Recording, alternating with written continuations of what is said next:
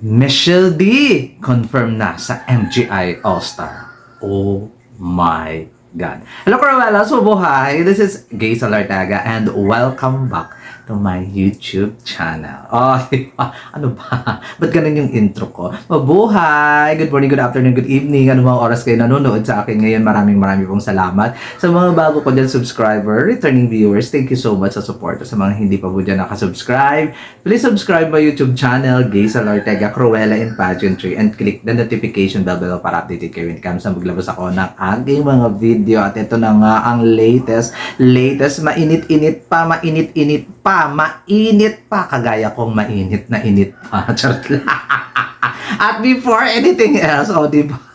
Talagang ano ko kayo, bibitinin ko kayo. Bago ang lahat, mag-like, mag-share, at saka mag-comment dyan mismo sa comment section para kabilang kayo sa aking pa-promo sa aking anniversary, 4th anniversary special on January 17 para sa Cruella Pageantry na mga paraffles. May cash, may tumbler from Uniqlo, may t-shirt from Uniqlo, at iba-iba pang mga giveaways. Kailangan ninyong mag-like, mag-comment, mag-share. Yan ang kailangan ninyong gawin. Hindi pwedeng like lang at comment, share din. O, diba? At ito na nga, confirm na. Di umano. Charot lang. Confirm 95% si Michelle D sa Miss Grand International All-Star. Nagaganapin na sa May. Hindi na February, hindi March, hindi April, kundi May. So, talagang naghahanap talaga sila ng mga star talaga na maglalaban dito sa MGI All-Star. And hopefully, mga star talaga yung mahanap nila ha. Hindi yung mga baklita lang. At hindi yung mga pinagsawaan at mga laspag lang naman yung mga asawa.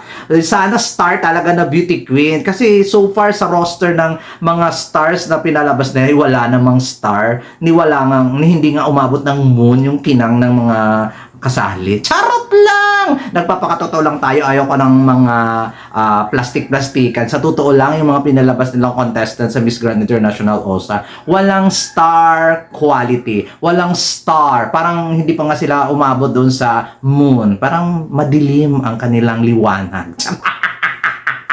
So, kung nandito si Michelle D, I'm so excited. Diba? Sabi ko nga doon sa aking wish list sa Miss Grand International All-Star na mag-join. Isa siya sa mga gusto kong mag-join. Kasi kailangan niyang i-redeem yung self niya. Kailangan niyang may patunayan pa siya at laban. At alam nyo naman na pag mag-confirm ng talaga si Michelle D or sumali talaga si Michelle D ng bonggang-bongga, alam naman nyo yung capability niya. Hindi nagpapabaya ang Michelle D once na inilalaban niya ang Pilipinas or yung sarili niya. Hindi nagpapabaya sa lahat ng category. Hindi niya tayo talagang, ay, ano ba yan? Walang ganong moment. Hindi nagsisettle sa less si Michelle D. Hindi nagsisettle sa pwede na yan. Hindi nagsisettle si Michelle D na pak na yan. Pag si Michelle D ang galawan, si Michelle D ang trumabaho, pak na pak, bonggang-bongga, kabog na kabog, pasabog. Kaya natutuwa talaga ako na si Michelle ay almost confirmed na dito mga 95%. 5% pwede pa siyang mag-back out. Yung boga-boga, nakakaloka kasi may nasagap akong informasyon ayon sa mga usap-usapan dito sa kanan at dito sa kaliwa. Nakalap ko 95% niya, pero may 5% yung chances pa rin na mag-back out siya. Baka bukas magising siya.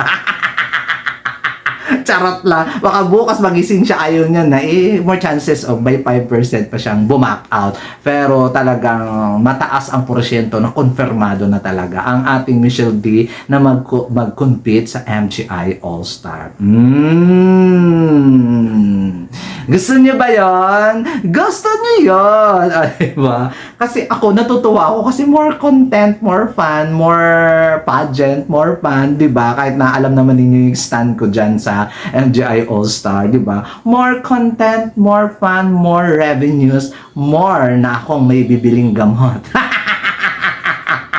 To be honest lang nga, o, di ba? So, ayun, ang saya-saya lang ng feeling na masyadong ano na, ang daming dito sa kabila, yung mga chismosa sa kanan, tapos sa kaliwa chismosa, ay, sabi siya, confirm, ina-absorb ko lang siya ng ina-absorb. Yung mga bakla dito sa kaliwa, nakakala, ay, Bwex! Sabi niya, ay, Bwex! Ay, B! Ay, me! Confirm, Michelle D! Eksena, hindi ko alam kung magpapaniwala ba ako sa kanila. Pero may sarili tayong mga sources, di ba? Di ba? Nakakaloka yung mga ano natin. Totoo ba? Churut-churut lang. Ako kayo talaga, makeup artist. Totoo ba? Join ba? Let's see, B. Mga sagot natin is, let's see, abangan. Mga ganun yung mga sagot ng mga malalapit sa kanya eh. Nakakaloka.